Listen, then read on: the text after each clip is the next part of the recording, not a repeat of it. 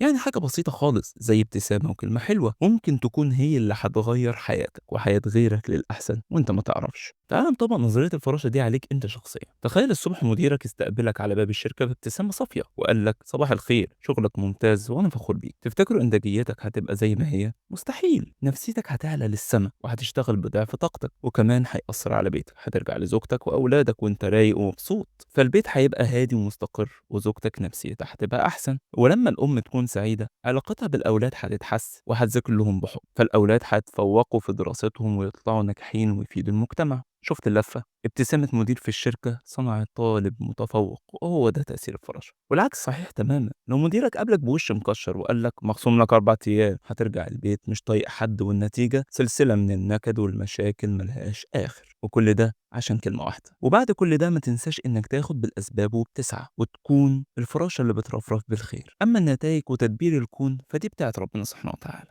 ودي حكاية فكرة جديدة بتأكد لنا قبل ما نفكر في بكرة لازم نفهم امبارح الأول.